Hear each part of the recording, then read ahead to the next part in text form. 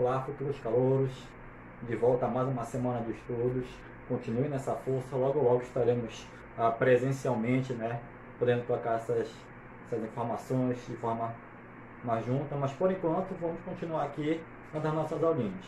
Na nossa última aula nós demos um apanhado geral do que foram a teoria heliocêntrica, a teoria geocêntrica, falamos como Kepler veio e tentou dar uma arrumada nisso aí tudinho, e hoje nós vamos dar continuidade falando na parte mais de cálculos, a parte mais analítica da coisa.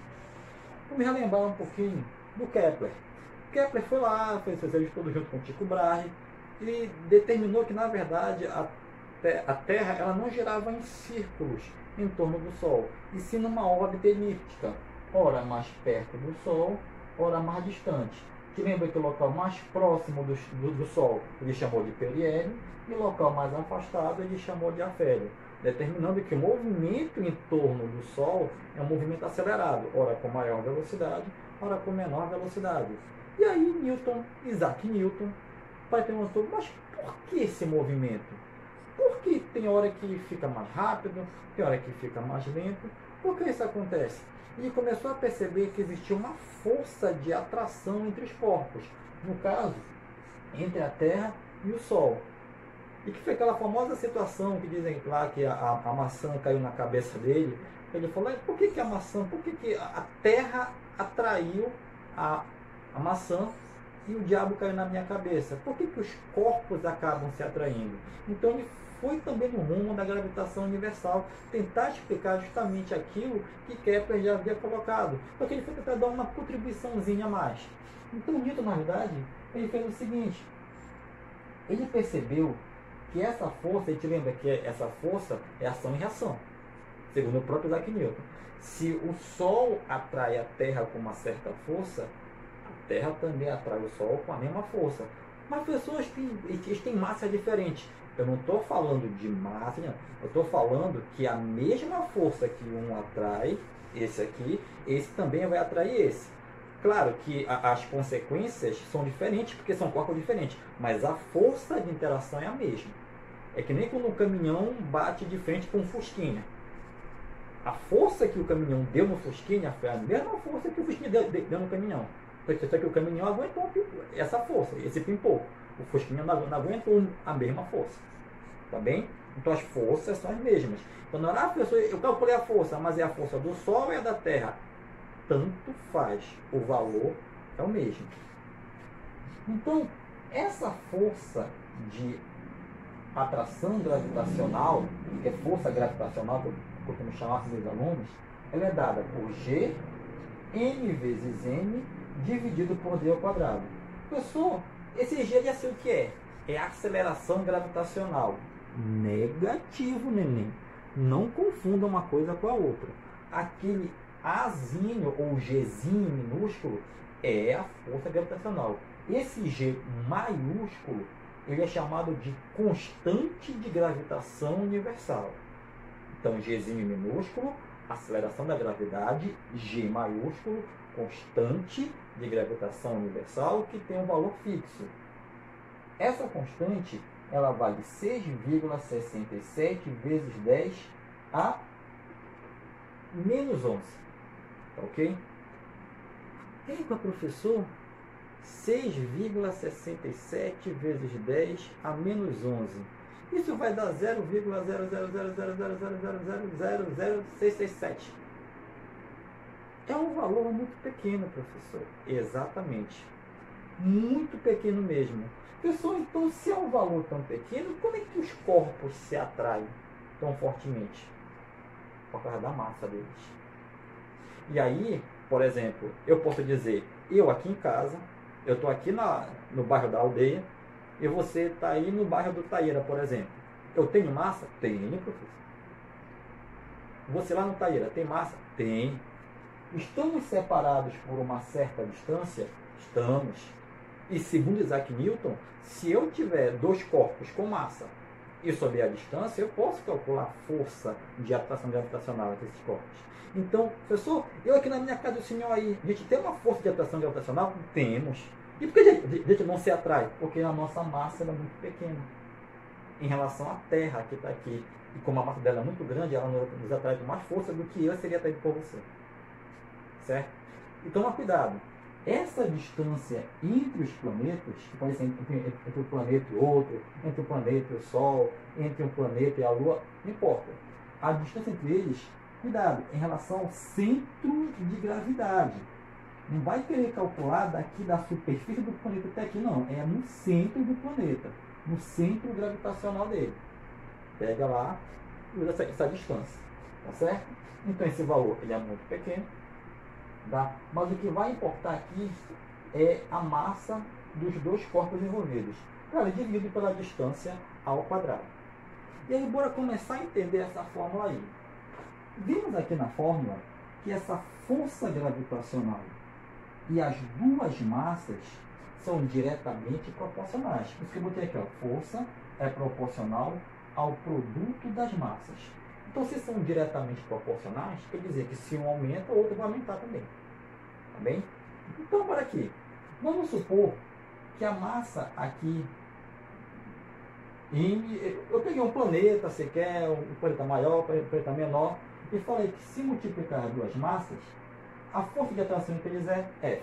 Por que eu estou falando isso? Porque tem questões, bebê, que nem precisa tu usar essa fórmula toda, tu já pode ir na dedução, fazer a questão rapidola e partir para outra. Então eu peguei um planeta A, um planeta B, sabendo que o produto entre as massas deles dá uma atração de força F, se eu pegar e triplicar a massa de um planeta, o que vai acontecer com a força de atração entre eles? Bom, professor, você acabou de me dizer que massa e força são diretamente proporcionais. Então, se a massa aumentou, a força de atração também vai aumentar, certo? Correto. Mas quanto que vai aumentar? Velho, se aqui aumentou 3 vezes mais, aqui continua a mesma. Então, aqui é 1. Tá? 1M, por exemplo. 3 vezes 1 é 3. Então, eu vou ter uma força também 3 vezes maior do que era a força anterior. Ah, tá. Peraí. A massa de um se manteve constante, a do outro triplicou. Então, se triplicou a massa do outro, a força de atração entre eles vai ser 3 vezes maior? Correto. Pessoal, triplicou a massa de um. E a massa do outro duplicou, foi o dobro. E agora? A atração vai ser maior. Mas quanto maior em relação ao que era lá no início, quando as massas eram as mesmas? Olha aqui, velho. 3 vezes 2, 6. Então, se a massa desse aqui for 3 vezes maior do que essa, e essa for 2 vezes maior do que essa, 3 vezes 2, 6, essa força agora de atração entre eles vai ser 6 vezes maior do que a força de atração inicial. Beleza? Vem pra cá. Professor, então na verdade, se eu pegar aqui um gráfico, a força pelas duas massas, M maior e M menor, eu percebo que se um aumenta, o outro também aumenta, proporcionalmente. Então isso aqui vai dar uma reta. Enquanto um vai aumentando, o outro também aumenta de maneira proporcional. Aumentou 3 vezes, aqui aumentou 3. Aumentou 6 vezes, aqui também vai aumentar 6. Então, também pode acontecer de eles colocarem uma questão dizendo que triplicou e pedir para você marcar o gráfico que melhor representa isso. Se for força gravitacional pelo produto das massas dos planetas, é uma reta proporcional, diretamente proporcional. Agora tome cuidado com isso aqui, ó. A força gravitacional e a distância entre eles. Tu vê que eles são o quê? Inversamente proporcionais. Quer dizer que quanto mais longe os planetas estiverem, menos eu vou ter essa força de atração. Uma vez eu perguntei ao professor por que o Sol não atrai de uma vez a Terra, visto que ele tem uma massa muito grande, então vai puxar com uma força bem maior. Ou por que a Lua fica orbitando em torno da Terra e não em torno do Sol, que tem uma massa maior do que a Terra? Porque o Sol, bebê, está a uma distância muito grande. E quando essa distância aumenta, bebê, a força de atração também é menor. Inversamente proporcionais. Tá bem? Só que tem um negocinho aí, bebê. Distância ao quadrado. Quer dizer o quê? Vamos lá. Digamos que a uma certa distância, tá? A força de atração entre os corpos é uma força F. Beleza. Eu vou pegar e vou agora duplicar essa distância. Tem uma distância, agora eu vou duplicar ela.